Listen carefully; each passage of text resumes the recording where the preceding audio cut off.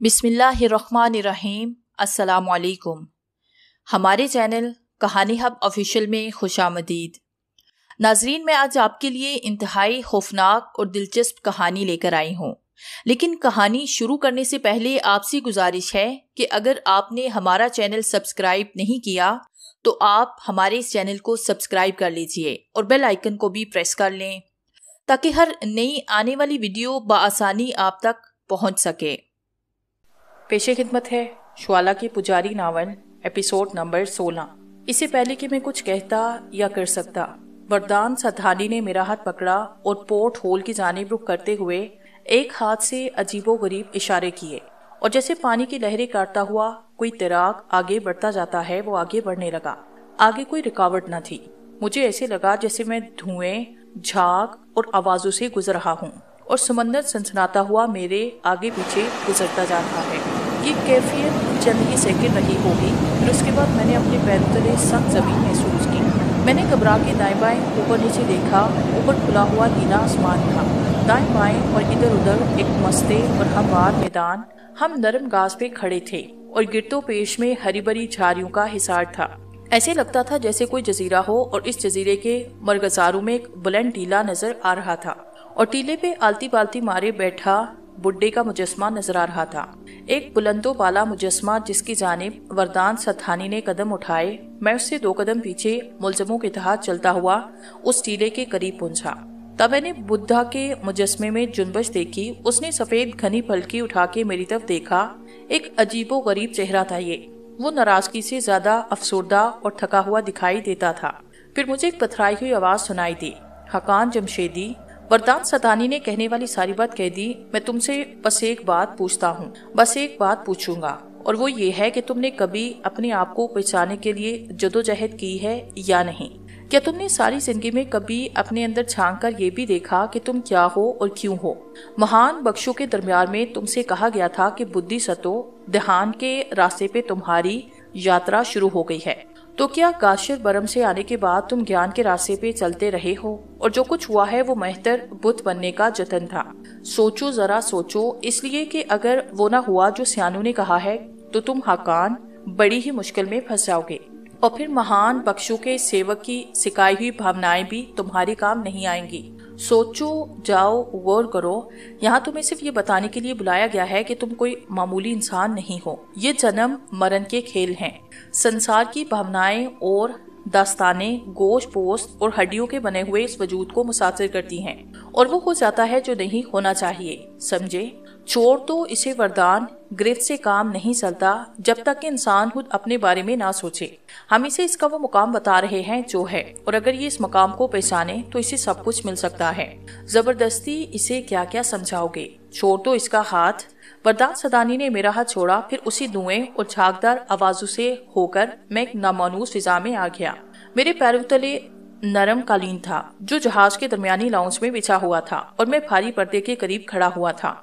खुले हुए होल से भीगी हुई हवा का एक झोंका आया तो मैं थके थके अंदाज में पर्दे से हटकर पियानो के पास आ पहुंचा और स्टूल पे बैठ गया। मैं कहाँ गया था? मैंने किसकी आवाज सुनी? लाउंज में मेरे सिवा कोई न था। ये सब एक ख्वाब कहानी मालूम होती थी। अचानक मैंने अपने जूतों पे नजर डाली। जूतों के तले नम थे और घास की टूटी हुई हरी हरी पत्तियां उनसे चिपकी हुई थी। मैं उन्हें देख के परेशान हो गया। ये क्या कहानी थी? मैंने एक सफर किया था समंदर में तैरते हुए नामालूम वादियों की तरफ। यकीनी तौर पे मैं इस माहौल से निकल के इस जहाज से कहीं दूर गया था। लेकिन क्या ये अकल में आने वाली बात थी? किसी से कहता तो क्या कोई यकीन कर लेता? नहीं, ये नामुमकिन था। मेरा सारा वजूद यही है और अगर ये भी वहम है तो फिर दुनिया की हर चीज गैर हकीकी है। क्या वाकई मुझे सोचना चाहिए कि मैं कौन हूँ और क्यों हूँ? एक अजीब सा एहसास मेरे सारे वजूद में जाग उठा। एक अजनबी एहसास। शायद मुझे मेरी हैसियत बताने की कोशिश की गई थी, मगर मेरे माबूद सच क्या है? मैं हकान जमशेदी हूँ या महतर बुद्ध? दोनों में से कौन हूँ। फिर कुछ इस तरह की कहूलत ज़हन पर सवार हुई कि मैं स्टूल से उठा लाउंज से बाहर आया, लेकिन जैसे ही मैं लाउंज से बाहर निकला मुझे प्रोफेसर एहतशाम बे नजर आया, जो मुझे देखकर ठटक के रुका और उसके चेहरे पे अजीब से नकूश फैल गए। फिर वो आगे बढ़ के मेरे करीब पहुंचा और किसी कदर शर्मसार लहजे में बोला, लेफ्टिनेंट, मैं जानता हूँ कि आप नाराज होंगे, बल्कि नाराज हैं। दरअसल बड़ी परेशानियां पैदा हो गई थी। मैंने सोचे समझे बगैर आपको अपनी मुहिम में शिरकत करने की दावत दी। गो दूसरे साथियों से मशवरा किए बगैर अपने ही तौर पर आपको दावत दे डाली। बाद में जब वो राजी ना हुए तो मैंने इस बात को रोक दिया। अब अगर आप मुनासिब समझे तो मेरे साथ स्मिथ के कैबिन में चलें। वहाँ मिस्टर एंड मिसेस स्मिथ दोनों आपके मुंतज़िर हैं। आप यकीन करें, मैं बहुत देर से आपको तलाश कर रहा हूँ। प्लीज़। इकरार नहीं किया गया था। बहरहाल मैं प्रोफेसर एहतशाम बे के साथ उसके कैबिन में दाखिल हो गया था। मिस्टर और मिसेस स्मिथ बड़े तपाक से मिले थे। आज उन दोनों का रवैया काफ़ी बदला हुआ था। मेरी तलब पे उन्होंने मुझे मशरूब और अपने लिए हल्की शराब मुहैया कर ली। हम लोगों ने अपने अपने गिलास उठा लिए। एहतशाम बे ने मिसेस स्मिथ के इशारे पे एक तवील दास्तान का आगाज़ किया और उससे पहले कहा, बात असल में यह है मिस्टर हकान कि अपनी मुहिम, इस मुहिम के बारे में कुछ तफसील बताते हुए आपको एक अलग सी कहानी सुनानी पड़ेगी। आज से कोई 2.5 साल पहले कदीम मिस्र के 2 बड़े शहर मेम्फिस और थेम्स तहजीबो तमद्दन और दौलो मुसर्रज में इस मर्तबे पे पहुंच गए कि उस दौर में उनके मुकाबिल कोई दूसरा शहर नहीं था। खास तौर पे थीसिस की इबादत गाहों में हजारों सालों से बेहिसाब जरो जवाहिर इकट्ठे हो रहे थे।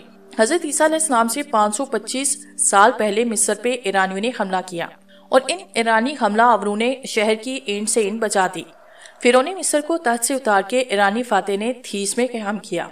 उस शख्स का नाम कंबूसी था।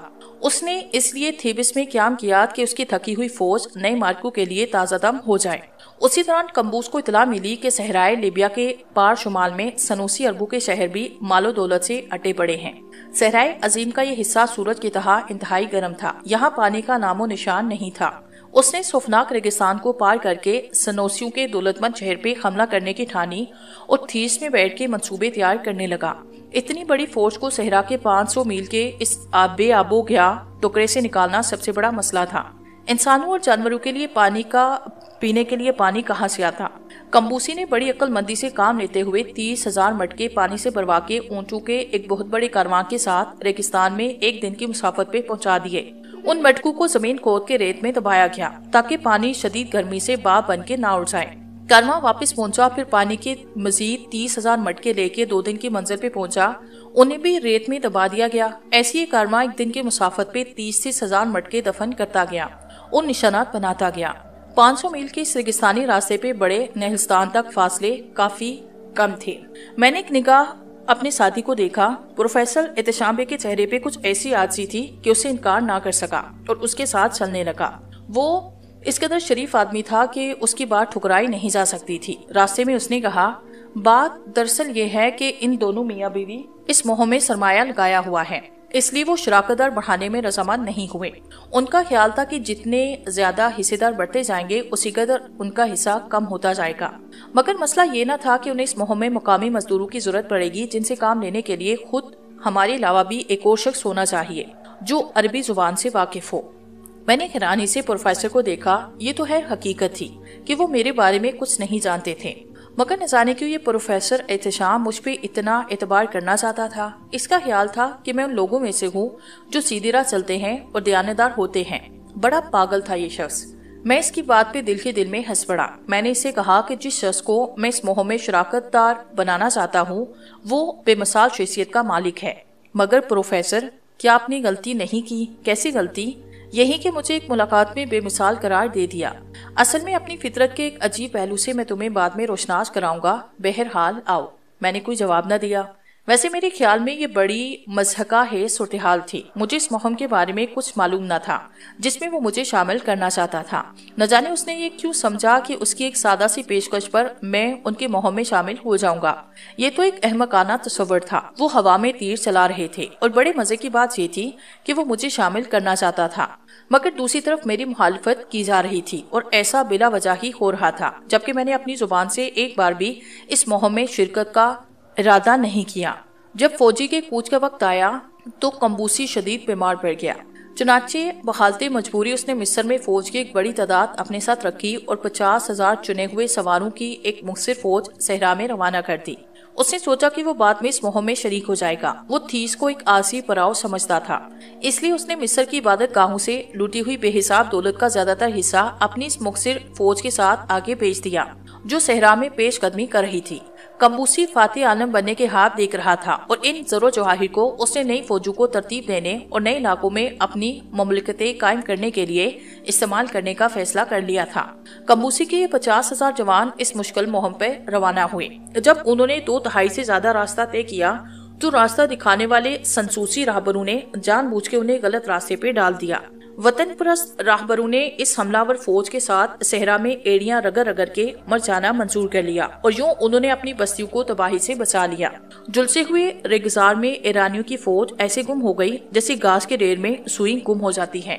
इस फौज ने बड़े नहलस्तान को अपनी मंजिल मकसूद बनाया, लेकिन एक भी ईरानी इस नहलस्तान तक ना पहुँच सका। प्यास, थकन और जहरीली हवाओं और सहरा की तवालत ने उनके लिए मौत आसान कर दी थी। सहराए अजीम ने कंबोसी फौज को कहरा के बेहिसाब जरो जवाहिर के साथ निगल लिया। ईरान के चुने हुए शाहसवार रेत के जरों के तहा आग बरसाते हुए सूरज के नीचे पिसते चले गए और आखिरकार खत्म हो गए। ये कह के प्रोफेसर ने सबकी तरफ देखा। उसकी नजरें पहले मुझ पे, फिर मिसेस स्मिथ और मिस्टर स्मिथ पे पड़ी।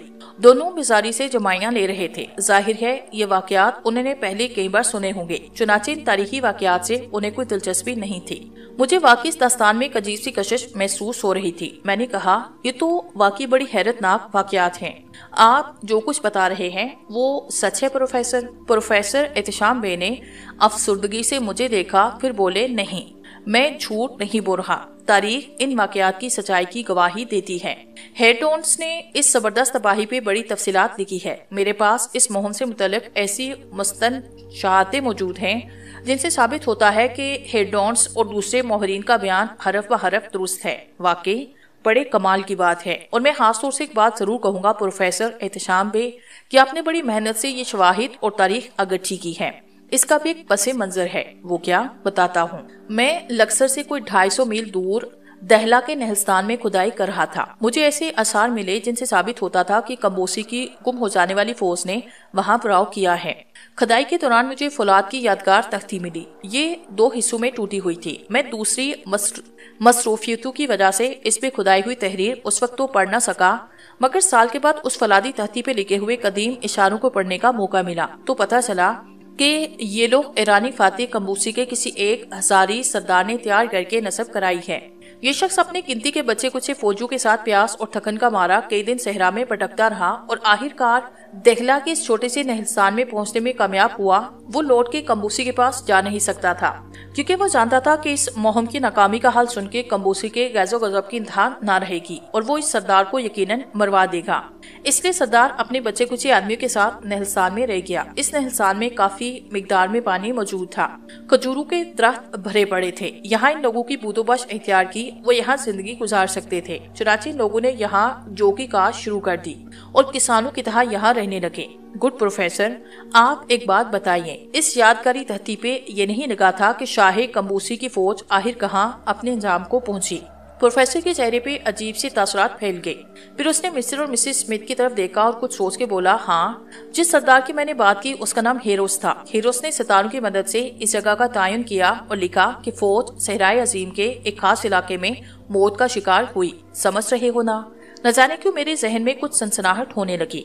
प्रोफेसर खामोश हुआ। मैं उन सनसनाती हवाओं को अजीब से अंदाज में महसूस कर रहा था। इस वक्त इस कैबिन में मुकम्मल सन्नाटा छाया हुआ था। जब मेरी आवाज निकली तो मुझे ये आवाज खुद अजीब महसूस हुई। मैंने कहा, इसका मतलब है प्रोफेसर की ये मालूमात बेहद कीमती हैं और आप, मेरा जुमला अधूरा रह गया। हाँ, इन मामलात के कीमती होने में कोई शक व शुबा नहीं। फिर उस वक्त मिस्टर स्मिथ ने पहली बार जुबान खोली। जरा अंदाजा लगाओ मेरे दोस्त हकान के थीव्स और मुफलिस के हजारों मुफ्तों की बेहिसाब दौलत आज भी मामूली पत्थरों की तरह रेगिस्तानों के नीचे दबी पड़ी है।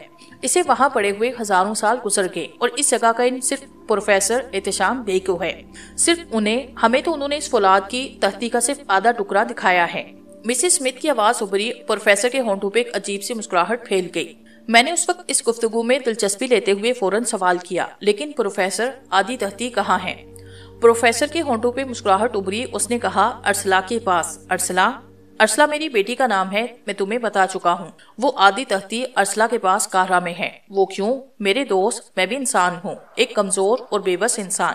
جس دماغ میں اتنا بڑا خزانہ پوشیدہ ہے، مجھے اس کے لیے ایک سرمایہ کار، ایک مضبوط مینیجر کی تلاش تھی۔ سرمایہ کار یہ دونوں میاں بیوی ہیں اور مینیجر تم۔ ہم تمہیں حاصل شدہ خزانے کا 10% دیں گے۔ حقیقت یہ ہے کہ اب مجھے اس مہم سے دلچسپی پیدا ہو گئی تھی، اور کچھ نہیں تو میں ایک جان لیوا مصروفیت میں پڑ جاؤں گا۔ اس کے علاوہ سچ کہوں کہ مجھے اس عظیم و شان خزانے سے زیادہ اس بے نقش چہرے کو مکمل کرنے کا شوق تھا، یعنی ارسلہ۔ اوکے پروفیسر احتشام بے، میں نے کہا، اور احتشام بے کا چہرہ کھل اٹھا۔ اس نے خوشی سے مجھے گلے سے لگایا۔ مجھے تم سے یہی امید تھی۔ اب خوش ہے پروفیسر؟ بہت زیادہ۔ کیوں؟ اس لیے کہ ہر شریف انسان کو ایک شریف سادی کی تلاش رہتی ہے، اور یقین کرو میں تمہارے لیے ایک پیش کوئی بھی کرنا چاہتا ہوں۔ وہ کیا؟ یہ مہم تمہارے لیے بے حد خوشگوار رہے گی۔ کاش، میں نے کہا۔ کاش نہیں، حقیقتاً۔ چلو اٹھو۔ کہاں؟ مسٹر اور مسز اسمتھ نے وہ فولادی تختی دیکھی ہے، آؤ میں تمہیں بھی دکھا دوں۔ میں نے اس کا مضمون اپنے ذہن میں محفوظ رکھا۔ اس آدھے حصے میں جو کچھ لکھا ہے وہ میں تمہیں بتا دوں گا، یا پھر یوں کرو کہ تم کوئی 10 منٹ کے بعد میرے کیبن میں آ جاؤ۔ فولادی تختی کو میں نے بڑی احتیاط کے ساتھ کپڑے اور ٹاٹ کی پٹیوں میں پلیٹ کے رکھا ہے، اس کی حفاظت کے لیے یہ ضروری تھا۔ اوکے ٹھیک ہے، میں 10 منٹ کے بعد آپ کے کیبن میں پہنچ جاتا ہوں۔ میں پروفیسر کے ساتھ اٹھ کھڑا ہوا۔ میں نے سوچا کہ سرسے میں کینٹین کا ایک چکر لگا لیتا ہوں۔ کینٹین کی طرف سے بڑھتے ہوئے پروفیسر مجھ سے جدا ہوا۔ میں نے کینٹین میں داخل ہو کے سگریٹ، ایک رومال اور سیاحت سے متعلق ایک رسالہ خرید لیا۔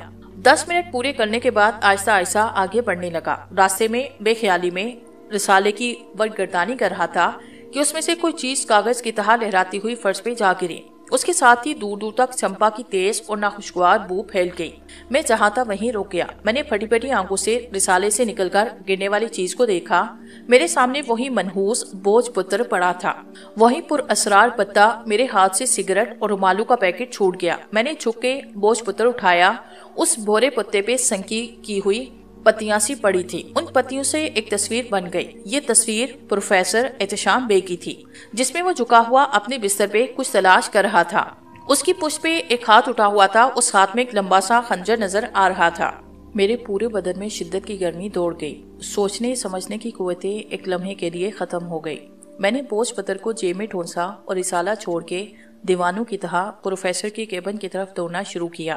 پروفیسر کے کیبن کا نمبر 13 تھا۔ میں اس وقت جہاز کے رہائشی علاقے سے گزر رہا تھا۔ میرے دل و دماغ میں عجیب سی کیفیت طاری تھی، لیکن اچانک ہی مجھے احساس ہوا کہ میں بھول بھلیوں میں پھنس گیا ہوں۔ نہ جانے کیبن نمبر 13 کہاں گیا۔ میں اس امید میں بے تحاشا دوڑ رہا تھا کہ شاید میں بروقت پہنچ جاؤں اور ہاتھ کو روک دوں جس نے پروفیسر پہ وار کرنے کے لیے خنجر تان رکھا ہے۔ ایک ایک لمحہ قیمتی تھا۔ کاش دشمن اپنا کام نہ کر چکا ہو۔ خدا کرے میں پروفیسر بے ہلاک ہونے سے بچا سکوں۔ میں زندگی میں کبھی اتنا زیادہ خوفزدہ نہیں ہوا تھا۔ میرے اندر سے ایک آواز ابھری، خدا کرے یہ بوجھ پتر میرے کام آ جائے۔ پہلی بار میرے کام آئے۔ پتہ نہیں یہ کوریڈور وقت کہاں مڑے گی۔ سامنے ایک بیرا ٹرے لے آ رہا تھا۔ میں بچتے بچتے بیرے سے ٹکرایا۔ زبردست سناکا ہوا۔ بیرے نے نہ جانے کیا بک ڈالا۔ میں نے آہنی دیوار کا سہارا لیا۔ تیزی سے اس کیبن کا نمبر پڑھا۔ یہ 10 نمبر کیبن تھا۔ اس کے بعد 11، پھر 12 یعنی اسمتھ کی فیملی کیبن، پھر 13 یعنی پروفیسر کی کیبن۔ آخرکار میں 13 نمبر کے نزدیک پہنچ گیا۔ بے شک اب تک میں نے کافی برائیاں کی تھی، لیکن میرے دل میں یہی آواز نکل رہی تھی کہ کاش آج میں ایک اچھے آدمی کو بچانے میں کامیاب ہو جاؤں۔ میں نے دیکھا کہ میں 13 نمبر کیبن پہ پہنچ گیا ہوں۔ میں نے دروازے سے ٹکرانے کے لیے پوری قوت لگا دی۔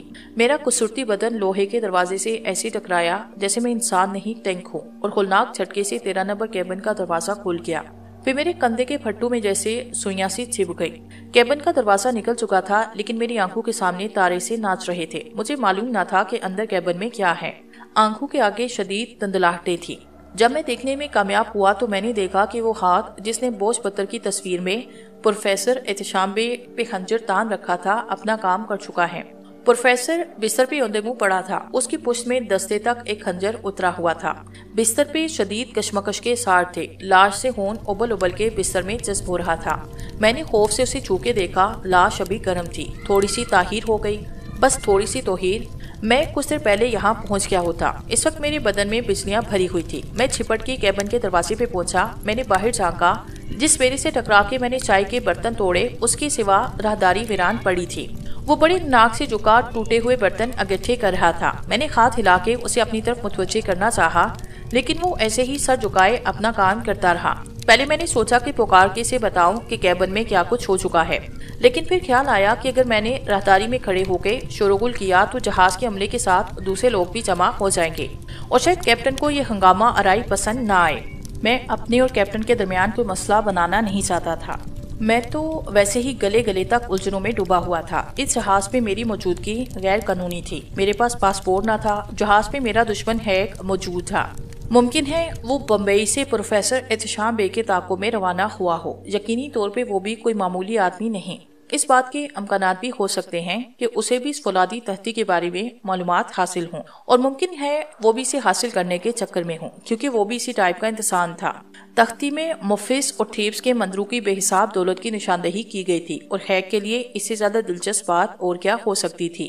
بہرحال کچھ لمحوں تک میں اسی کشمکش کا شکار رہا۔ پھر میں نے سوچا تھوڑی سی خاموشی اختیار کر کے احتشام بے کی کیبن کا جائزہ لیا جائے اور یہ معلوم کیا جائے کہ آخر چکر کیا تھا۔ قاتل اگر فولادی تختی کے چکر میں تھا تو کیا اس تختی کو اڑا لینے میں اسے کامیابی حاصل ہو گئی؟ میرے پاس وقت بہت کم تھا۔ میں نے پورا منصوبہ تیار کیا۔ 2-4 منٹ تک اس کیبن کا جائزہ لینے کے بعد میں کسی کو یا اسی بیرے کو بلا لوں گا جو ابھی تک راہداری میں چائے کے برتن سمیٹ رہا ہے۔ اس واقعے کی اطلاع فوری طور پہ جہاز کے عملے کو ہو جانی چاہیے، ورنہ مجھ پہ شبہ کیا جائے گا۔ ایک بار میں پھر کیبن میں داخل ہوا۔ میں نے جلدی بستر کے نیچے غسل خانے میں پروفیسر کی کتابوں سے بھرے دونوں سوٹ کیسوں میں اس تختی کا جائزہ لیا۔ خود پروفیسر کی باتوں سے مجھے اندازہ ہو گیا تھا کہ یہ تختی کم سے کم 2 فٹ چوڑی اور 3 فٹ لمبی ہے۔ ایسے کسی پارسل کو ان چیزوں میں چھپایا نہیں جا سکتا۔ وقت گزرتا جا رہا تھا۔ مجھے یہاں اس کیبن میں 3 منٹ گزر چکے تھے۔ آخر جب کوئی کام نہ بن سکا تو میں نے گھنٹی بجائی کیبن کے بیچوں بیچ اگلے واقعات کے انتظار میں کھڑا ہوا۔ میری آنکھیں اب بھی کسی پیکٹ کو تلاش کر رہی تھی۔ نہ جانے کو یہ خیال ابھی میرے دل میں موجود تھا کہ تختی چوری نہ ہو سکی ہے۔ ابھی تک وہ اسی کمرے میں موجود ہے اور میری طرح شاید قاتل بھی اسے ڈھونڈنے میں ناکام ہو چکا ہے۔ ابھی میں اسی پریشانی میں تھا کہ کیبن کا دروازہ کھلا۔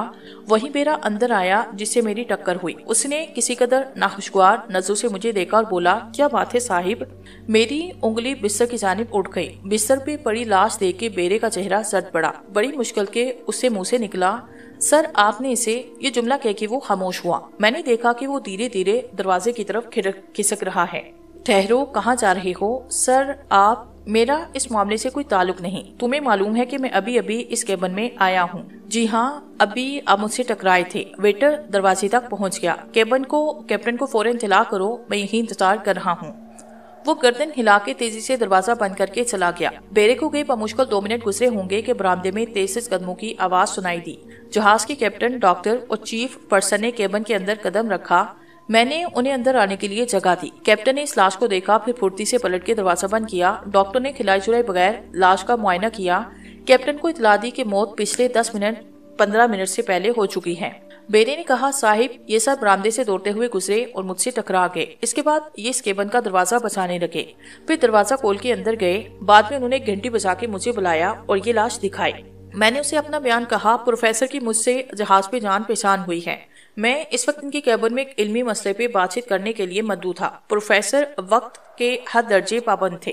مجھے 4-5 منٹ کی دیر ہو گئی، اس لیے میں تیزی سے کینٹین سے نکلا۔ پروفیسر کے کیبن کو تلاش کرنے میں مجھے کچھ اور دیر ہو گئی تھی، اس لیے میں نے راہداری میں دوڑنا شروع کیا۔ میں نہیں چاہتا تھا کہ پروفیسر میرے دیر آنے سے ناراض ہوں۔ میں یہاں پہنچا تو کیبن کا دروازہ اندر سے بند تھا۔ میں نے دستک دے کے کچھ دیر انتظار کیا۔ جب اندر سے کسی قسم کی آہٹ سنائی نہ دی تو میں نے زور سے دھکا دے کے دروازے کی کنڈی توڑی۔ اندر پہنچ کے میں نے یہ منظر دیکھا۔ میں نے اس بیرے کو راہداری میں برتن سمیٹے دیکھا، مگر میں چیخ پکار کر کے دوسرے مسافروں کو اکٹھا نہیں کرنا چاہتا تھا، اس لیے دوبارہ کیبن میں آ کے میں نے گھنٹی بجائی اور بیرے کو کیپٹن کی طرف بھیج دیا۔ میں نے یہ بیان بڑی ہوشیاری کے ساتھ دیا، جس کا اثر یہ ہوا کہ کیپٹن کے چہرے سے ناگواری کے ساتھ دور ہوئے۔ اس کی تنی ہوئی بویں کچھ نیچی ہوئی۔ میں نے شور و غل نہ مچا کے ایسے ایک اس پہ احسان کیا۔ بیرے نے جو برتنوں سے گرنے سے سخت پریشان تھا، مجھے کیبن کے دروازے پر دستک دیتے ہوئے نہیں دیکھا تھا۔ اس نے اپنے طور سے تصور کیا کہ میں نے پہلے دستک دی ہوگی، پھر دھکا دے کے دروازہ کھول دیا ہوگا، لیکن اس بیرے کے اس بیان سے میری مشکل حل ہو گئی۔ اگر وہ یہ بیان دیتا کہ یہ صاحب دوڑتے ہوئے آئے، دھکا دے کے کیبن کا دروازہ کھولا، تو مجھے اپنے رویے کی وضاحت کرنے میں دقت ہوتی۔ ابتدائی بیانات کے بعد کیپٹن نے چیف آفیسر کو حکم دیا کہ پروفیسر کے کیبن کو لاک کیا جائے۔ مجھے اور بیرے کو کیپٹن کے کیبن میں پہنچا دیا گیا۔ बहरहाल यहाँ आते ही जहाज के कैप्टन और डॉक्टर का रवैया बदल गया। मैं दिल ही दिल में दुआ कर रहा था कि लोग मुझसे मेरे कागजात ना मांगे। चीफ अफसर और मेरे कैबिन के मुलाजिम को ये बात मालूम थी कि मैं बहरिया में लेफ्टिनेंट हूँ और किसी सरकारी काम से मिस्र जा रहा हूँ। अब तक किसी के बयानात कलमबंद ना हुए थे, सारी तहकीकात जुबानी थी। मगर अब कैप्टन जिस तरह अपनी डेक पे बैठा था, उसी अंदाजा होता था कि अब वो मुझसे तहरीर बयान लेगा। मैंने देखा कि उसके सामने शॉर्ट हैंड की नोटबुक और कलम रखा हुआ था। मैं कुछ लम्हों के बाद जहाज का एक अफसर वो नोटबुक और कलम लेकर बैठ गया। अब लोग हमारी बयानात तहरीर करने वाले थे। ये ऐसा मरहला था कि अगर मैं समझदारी से काम न लेता तो शायद बयानात के बाद हिरासत में ले लिया जाता। मैंने बड़े मुदबाना अंदाज में कैप्टन से कहा, दरअसल मैं प्रोफेसर एहतशाम बेग से कुछ ज्यादा वाकिफ नहीं हूँ। क्लास फट में ही एक अंग्रेज जोड़ा मिस्टर हेनरी स्मिथ और मिस्टर स्मिथ सफर कर रहे हैं। ये दोनों मियाँ बीवी प्रोफेसर को इस्तांबुल से जानते हैं। प्रोफेसर की केबिन से मिली हुई उनकी केबिन है। बयानात कलमबंद करने से पहले अगर इन दोनों को बुला लिया जाए तो आपको आसानी होगी। कैप्टन ने इस अफसर को जो सिक्योरिटी के फराइज अंजाम दे रहा था कहा, जाओ उनके बयान के मुताबिक मिस्टर और मिसेस स्मिथ को बुला लाओ। कैप्टन के केबिन में बैठ के मैंने चारों तरफ देखा, उन लोगों के चेहरों से उनके ज़हनी कैफियत का अंदाजा लगाने की कोशिश की। ये सब कुछ तो मेरे साथ मुसलसल हो रहा था। वो बोझपुत्र जब भी मुझे नजर आता मैं किसी न किसी मुश्किल में गिरफ्तार हो जाता था, जबकि वो लोग जो मुझे बेहतर बुत बनाने के लिए कोशिश कर रहे थे मुझे कुछ और ही देखना चाहते थे। कुछ देर के बाद मिस्टर एंड मिसेस स्मिथ अंदर आए। कैप्टन की केबिन में मुझे वो दोनों यूं परेशान हाल देख के हैरान हुए। फिर उन्हें एहतशाम बेग की मौत के बारे में बताया गया तो दोनों सकते में रह गए। इस वक्त मेरे दिल में ख्वाहिश उभरी कि किसी न किसी था इन दोनों मियाँ बीवी को ये बात पता चल जाए कि मैंने इब्तदाई बयानात में क्या कहा, ताकि वो भी इस्तेहा बयान दे। लेकिन कैप्टन जाहिर है उसका मौका नहीं दे सकता था।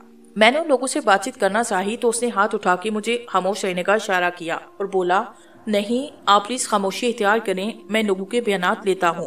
फिर उसने इस अंग्रेज जोड़े के बयानात लेना शुरू किए। हेनरी स्मिथ ने बताया कि प्रोफेसर से इसकी पहली मुलाकात इस्तांबुल में हुई थी। ये मुलाकात किस सिलसिले में हुई? प्रोफेसर और उसकी बेटी मिस्र के आसार कदीमा पे कोई अहम काम कर रहे हैं। हमें सैर सियाहत का शौक है। हम दोनों ने सोचा कि ये अच्छा मौका है। प्रोफेसर बहुत दिन तक मिस्र में रहेंगे, वहाँ लोगों से इनके ताल्लुकात होंगे। ऐसे हम ठहरने और घूमने फिरने के लिए बहुत सी सहूलतें हासिल कर लेंगे। इसलिए हम इस्तांबुल से इन्हीं के साथ रवाना हो गए। प्रोफेसर के बारे में आप और क्या जानते हैं? प्रोफेसर की बेटी अर्सला काहरा में है, इसलिए हमने तय किया कि काहरा ही को अपना ठिकाना बनाएंगे। क्या बता सकते हैं मिस्टर हेनरी कि प्रोफेसर किस किस्म का आदमी था? बहुत ही आलिम और काबिल शख्स आदमी था। क्या इसकी किसी से दुश्मनी थी? नहीं, हमें इस बारे में कोई खास इल्म नहीं। वो अपने काम से काम रखने का आदी था। अच्छा, अब ये बताएं कि लेफ्टिनेंट से आप लोगों की मुलाकात कहाँ हुई? हेनरी ने अपनी बीवी की तरफ देखा, मध्यम लहजे में बोला, इसी जहाज पे। कैसे? प्रोफेसर ने लेफ्टिनेंट से हमारा तारुफ करवाया था। क्या लेफ्टिनेंट प्रोफेसर से मिलने उनके केबिन जाते थे? नहीं, बिल्कुल नहीं। क्या लेफ्टिनेंट किसी मसले पे प्रोफेसर से मशवरा लेते रहे? नहीं, बिल्कुल नहीं। कैप्टन ने मेरी तरफ देखा। मैंने कुछ कहने के लिए मुंह खोला। कैप्टन ने हाथ के इशारे से मुझे फिर रोक दिया। प्लीज लेफ्टिनेंट, आप बिल्कुल खामोश रहें। ये सवालात मैं मिस्टर हेनरी से कर रहा हूँ। आपसे सवाल किया जाए तो जवाब दें, वरना खामोश रहें। मिसेस स्मिथ ने इस इशारे से बहुत कुछ समझ लिया। उसने आहिस्ता से अपने शोहर से कहा, हेनरी, प्रोफेसर ने जो पुराने नवारदात खोद कर निकाले हैं उनके बारे में। अभी मिसेस स्मिथ ने इतना ही कहा कि कैप्टन किसी कदर सख्त लहजे में बोला, मिसेस स्मिथ प्लीज, मैं आपका बयान भी लूंगा। इस वक्त आप जो कुछ बताना चाहें बता सकती हैं। मिसेस स्मिथ ने बुरा सा मुंह बनाया। हेनरी स्मिथ कुन जहन आदमी था, लेकिन बीवी की बातों को बड़े आराम से समझ लेता था। उसने जल्दी से कहा, कैप्टन माफ कीजिए, इससे मुझे याद दिलाया मैं एक बहुत बड़ी अहम बात भूल रहा था। हाँ बताइए। प्रोफेसर ने भी थोड़ी देर पहले लेफ्टिनेंट को अपने केबिन में बुलाया। वो उन्हें कोई नादर चीज दिखाना चाहते थे जिसपे कोई ऐसी तहरीर थी। उस वक्त मिसेस स्मिथ ने फौरन अपने शोहर का जुमला दरमियान से उचक लिया। वो तहकीकी इस कीमती इबारत के बारे में किसी और को शरीक नहीं करना चाहती थी। कैप्टन, क्या ऐसा मुमकिन नहीं कि आप जारहाना अंदाज में हमसे सवालात मत करें और किसी भी तौर पे हमें मुजरिम मत गर्दानें। हम दोस्ताना फिजा में इस मसले को समझने की कोशिश करेंगे। हम तीनों को जो कुछ पता है हम रज़ाकाराना तौर पे आपको बता देंगे, फिर आप अपने नताइज अहस कर सकते हैं। मिसेस स्मिथ जरूरत से ज्यादा तेज मालूम होती थी। उसकी मानिखेस निगाहें अपने शोहर को देखती रही। हेनरी स्मिथ अपनी रो में इस तख्ती के बारे में बता के जो गलती करने लगा था, मिसेस स्मिथ ने बर वक्त गड़बड़ फैला के उसे रोक दिया था। कैप्टन की उकाबी नजरें एक एक करके हम तीनों का जायजा ले रही थी। उन दोनों का मसला तो एक लम्हे में हल हो गया था। لیکن میرے لیے مشکلات پیدا ہو گئی تھی۔ کیپٹن دیر تک ان دونوں کے بیانات لیتا رہا۔ اس کے بعد اس نے مجھے ہدایت کی کہ میں کسی اور شخص سے اس موضوع پہ بات نہ کروں۔ اس نے کہا، دیکھیے لیفٹیننٹ، آپ کا لاش کے قریب پایا جانا ابھی تک میری سمجھ میں نہیں آیا۔ میں آپ کو مشورہ دیتا ہوں کہ آپ اس تفتیش میں تعاون کریں۔ اگر کوئی بات بتانے سے رہ گئی تو برائے کرم یاد کر کے ہمیں بتا دیں۔ جی، میں آپ کا مطلب سمجھ رہا ہوں۔ میں اس کے لہجے سے سمجھ گیا کہ وہ مجھے اس قتل میں ملوث سمجھتا ہے، لیکن ظاہر ہے میرے خلاف اس کے پاس کوئی ثبوت نہیں جس کی وجہ سے وہ مجھ پہ ہاتھ نہیں ڈال سکتا۔ ہم تینوں کے بیانات میں ایک قدیم مصری یادگار کا ذکر آیا تھا۔ مسز سمتھ نے لاکھ چھپانے کی کوشش کی، لیکن کیپٹن نے جرا کر کے معلوم کیا کہ پروفیسر احتشام بے جس نادر چیز کے بارے میں مجھے بتانا چاہتا تھا وہ ایک فولادی تختی ہے، اور اس تختی پہ قدیم مصری تحریر میں کوئی ایسی عبارت لکھی ہے جو کسی اعتبار سے نہایت قیمتی ہو سکتی ہے، اور یہ قتل اسی تختی کو حاصل کرنے کے لیے کیا گیا ہے۔ ٹھیک ہے، بہرحال یہ بات قابل غور ہے کہ آپ تینوں کے علاوہ اس تختی کے بارے میں اور کسی کو معلومات حاصل نہیں تھی۔ آپ جو کچھ کہنا چاہتے ہیں کیپٹن، ذرا وضاحت کریں۔ میں نے اپنے لہجے کو مضبوط بنا کے کہا، میں کچھ نہیں کہنا چاہتا، اس وقت تک کچھ نہیں کہنا چاہتا جب تک میرے پاس کوئی ٹھوس ثبوت نہیں آتا۔